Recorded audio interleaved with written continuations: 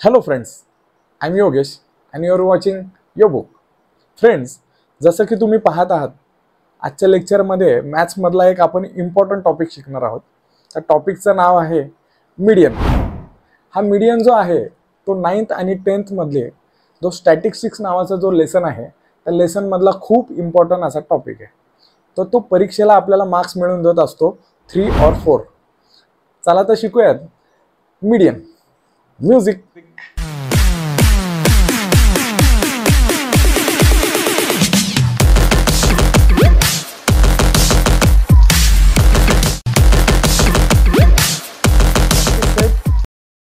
Practice set 7.2 मध्ये एक question आलाय, तो आपण घेतलाय बघा. क्वेश्चन बघा. The frequency distribution table shows the number of mango trees in a grove and their yield of mangoes. Find the median of data. इथे एक डाटा दिलाय बघा त्यांनी क्वेश्चनमध्ये. हा जो डाटा आहे तर त्याचा आपल्याला मीडियन फाइंड करायचा. आपल्याला तो मीडियन कसा फाइंड करायचा ते आपण स्टेप बाय स्टेप आपण शिकणार आहोत. तर सगळ्यात पहिल्यांदा आन्सरमध्ये आपल्याला काय करायचं आहे, हा जो टेबल दिलाय हॉरिझॉन्टलमध्ये तो आपल्याला व्हर्टिकली लिहून घ्यायचा आन्सरमध्ये. ठीक आहे, इथे दिसतोय जसाच्या जसा आपल्याला व्हर्टिकली लिहून घ्यायचा आहे. त्यानंतर काय करायचंय बघा, अजून एक आपल्याला कॉलम ऍड करायचा आहे. कॉलमला नाव द्यायचं आहे क्युम्युलेटिव्ह फ्रिक्वेन्सीज आणि ब्रॅकेटमध्ये लिहायचं आहे लेस दॅन. आता ही क्युम्युलेटिव्ह फ्रिक्वेन्सी काय असते ते बघा. नंबर ऑफ फ्रिक्वेन्सीमध्ये जे लिहिलंय ना 33 तो आपल्याला ॲज इट इज लिहायचा आहे. ठीक आहे, मग त्या 33 मध्ये पुढचा जो 30 नंबर आहे तो आपल्याला ऍड करायचा. मग किती होईल 63. 63 मध्ये पुढचा जो 90 जो नंबर आहे तो आपल्याला ऍड करायचा आहे. आन्सर येणार आहे 153. त्या 153 मध्ये पुन्हा एकदा आपल्याला 80 ऍड करायचा आहे. आन्सर येणार आहे 233. आणि लास्टला 233 मध्ये जो शेवटचा जो 17 आहे तो ऍड करून टाकायचा आहे. आन्सर येईल आपलं 250. हा जो 250 आहे तो खूप महत्वाचा आहे आपल्याला, त्यालाच आपण म्हणतो एन. हा एन मिळाल्या पुढच्या स्टेपला आपल्याला काय करायचं आहे, n/2 आपल्याला फाइंड करायचं आहे. त्या क्वेश्चनमध्ये तिथे खाली दिलंय बघा तसं. n/2 म्हणजे काय, एनचा हाफ. 250 divide by 2. आन्सर येणार आहे 125. आता हा 125 नंबर पण खूप जास्त महत्वाचा आहे. तर आपण जी क्युम्युलेटिव्ह फ्रिक्वेन्सी नावाचा जो टेबल आपण बनवलाय तो ब्लिंक होतोय बघा. त्या टेबलमध्ये 125 आपल्याला चेक करायचं आहे. कुठे आहे का 125? नाहीये. पण नसेल तरी त्याच्या मोठा नंबर, बिगर नंबर त्याच्यापेक्षा आपल्याला सापडतोय. कुठला? 153. तर ह्या 153 हा आपल्याला क्लास जो असणार आहे त्या क्लासला म्हणायचा आपल्याला मीडियन क्लास. ह्याला एक बॉक्स टाकून घ्यायचा मित्रांनो. बॉक्स टाकून झाला की आपल्याला मीडियनचा फॉर्म्युला आठवायचा. मीडियनचा फॉर्म्युला आहे median equal to L plus n/2 minus CF upon F. हे सगळं ब्रॅकेटमध्ये लिहायचं आहे आणि लिहायचं आहे इंटू H. ठीक आहे. आता ह्यातल्या गोष्टी आपल्याला त्या टेबलमधनं कलेक्ट करायच्यात. तर पहिला आहे L. तर L कोण असणार आहे, तर तो बॉक्स जो टाकलाय आपण त्या बॉक्समधला सगळ्यात लेफ्ट साईडचा जो आहे 150 त्याला आपण L म्हणायचं आहे. ठीक आहे, मग L किती आला आपला 150. त्यानंतर n/2. n/2 तर आपण काढून घेतलाय 125 आहे. त्यानंतर लगेचच आहे मायनस CF. आता CF म्हणजे काय, CF म्हणजेच क्युम्युलेटिव्ह फ्रिक्वेन्सी. तर ती कुठली घ्यायची, आपला जो मीडियन क्लासचा जो बॉक्स आहे त्याच्या एक्झॅक्टली वरची जी आहे CF असणार आहे आपली. म्हणजे CF किती आला 63. आता लास्टला खाली आहे F. F म्हणजे काय, तो मीडियन क्लासमधला सगळ्यात मिडलचा जो आहे 90 त्याला आपण F म्हणतो. ह्या सगळ्या गोष्टी झाल्या. आणि अजून एक गोष्ट राहिली ती म्हणजे H. H म्हणजे Hला आपण हाईट असं म्हणतो. हाईट म्हणजे जे क्लासेस दिलेत का 50 to 100, 100 to 150, 150 to 200, ह्यामध्ये कितीची गॅप आहे नंबर्सची त्याला आपण H म्हणतो. तर इथे आपल्याला लगेच कळतंय 50 to 100 मध्ये आहे 50ची गॅप. म्हणजे या ठिकाणी आपल्याला H असणार आहे 50. तर ह्या गोष्टी आपण आता बघितल्या. तर ह्या गोष्टी आपल्याला व्हॅल्यू सगळ्या फॉर्म्युलामध्ये पुट करायच्यात आणि आपल्याला आन्सर काढण्याचा प्रयत्न करायचा आहे. आता त्यानंतर पुन्हा एकदा आपल्याला फॉर्म्युला लिहून घ्यायचा आहे. आपला फॉर्म्युला आहे median equal to L plus ब्रॅकेटमध्ये n/2 minus CF upon F into H. आता 1 by 1 आपण व्हॅल्यू पुट करायला जाऊयात. आता L ची व्हॅल्यू किती होती आपली, करेक्ट 150, ती पुट केली. प्लस इंटू ब्रॅकेटमध्ये लिहिणार आहे n/2 ची आपली व्हॅल्यू आली आहे 125. ती पुट करूयात, मायनस सी एफ.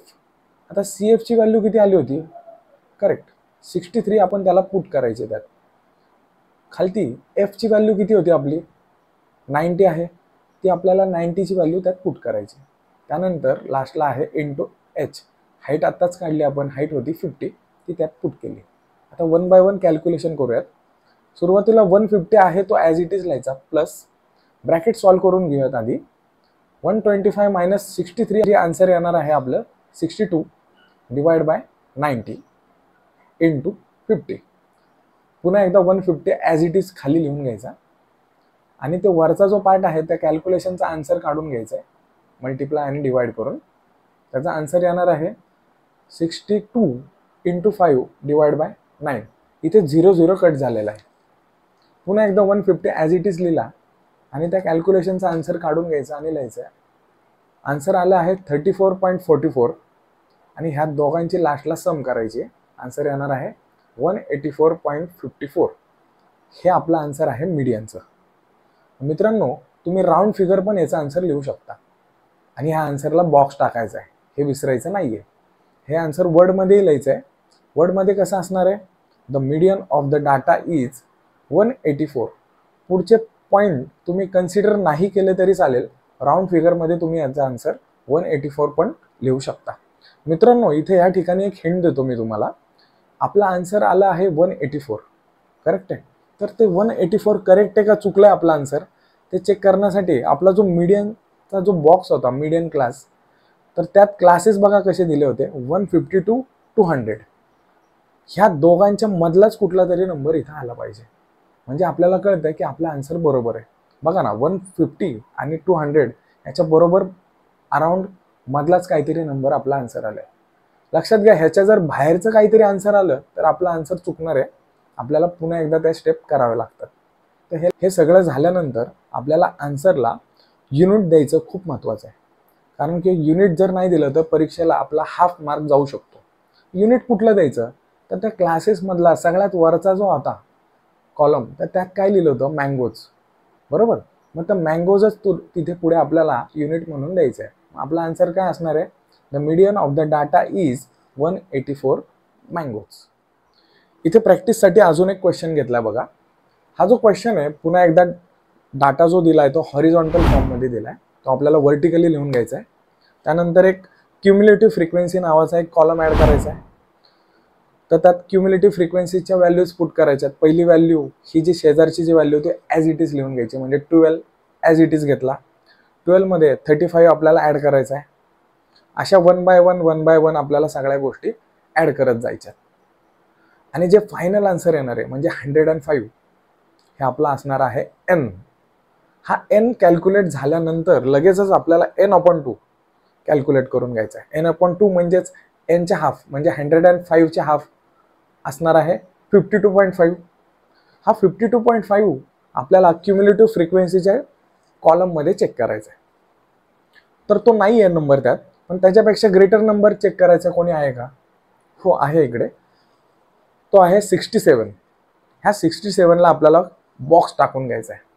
ओके, ह्या बॉक्समधली जी पहिली व्हॅल्यू आहे 50 ती असणार आहे L, करेक्ट. ह्या बॉक्समधला क्युम्युलेटिव्ह फ्रिक्वेन्सीमधला वरचा म्हणजे 47 असणार आहे आपला CF, आणि ह्या बॉक्समधली मिडलची व्हॅल्यू जी असणार आहे 20 ती असणार आहे F. आणि सगळ्यात लास्टला H फाइंड करायचा आहे. H मीन्स काय मित्रांनो, H असणार आहे सगळ्या क्लासेसमधली गॅप. गॅप चेक करूयात किती आहे, 30 to 40, 40 to 50, म्हणजे 10-10ची गॅप दिली इथं, म्हणजे H असणार आहे या ठिकाणी आपला 10, करेक्ट. पुन्हा एकदा आपल्याला फॉर्म्युला लिहून घ्यायचा आहे. फॉर्म्युला होता आपला median equal to L plus n/2 minus CF/F bracket complete into H. 1 by 1 आपण त्यात व्हॅल्यू पुट करून घेऊयात. Lची व्हॅल्यू होती आपली 50 प्लस ब्रॅकेटमध्ये n/2 ची व्हॅल्यू होती 52.5 मायनस CF 47 F ची व्हॅल्यू होती 20 इंटू हाईटची व्हॅल्यू होती म्हणजे H ची व्हॅल्यू होती 10. आता सगळ्यात आधी ब्रॅकेट सॉल्व्ह करून घेऊयात. 50 ॲज इट इज ठेवला, ब्रॅकेटचा आन्सर येणार आहे सबट्रॅक्शन केल्यानंतर 5.5 अपॉन 20 इंटू 10. आता यांचं कॅल्क्युलेशन करून घेऊयात. पुन्हा एकदा 50 ॲज इट इज ठेवून 20 आणि 10 यांचं डिवायडेशन केल्यानंतर 0 0 कट होईल आणि राहील फक्त 2. आता पुन्हा एकदा 50 ॲज इट इज ठेवला. 50 प्लस 5.5 अपॉन 2 याचा आन्सर येणार आहे 2.75. 50 प्लस 2.75 ॲडिशन होऊन आन्सर येणार आहे 52.75. आन्सरला बॉक्स टाकायचं आहे आणि पुन्हा एकदा लक्षात ठेवायचं आहे आपल्याला आन्सरच्या पुढं युनिट द्यायचं आहे. युनिट काय असणार आहे इकडे क्वेश्चनमध्ये बघा बल्ब्स दिलं होतं त्यांनी, त्यामुळं आपल्याला आन्सरच्या पुढं पुन्हा एकदा बल्ब्स असं लिहायचं आहे. हे झालं आपलं फायनल वर्डमधलं आन्सर. सो आत्ताच आपण टेक्स्टबुकमधले काही महत्त्वाचे प्रश्न शिकलो. त्या क्वेश्चनची प्रॅक्टिस करा, फॉर्म्युला लर्न करा आणि एक्झाममध्ये आउट ऑफ मार्क्स घेऊन या. आणि आन्सरच्या पुढे युनिट लिहायला मात्र विसरू नका. व्हिडिओ आवडले असल्यास व्हिडिओला लाईक करायला विसरू नका, चॅनल सबस्क्राईब करा आणि हे व्हिडिओ तुमच्या मित्रांपर्यंत शेअर करा. थँक्यू.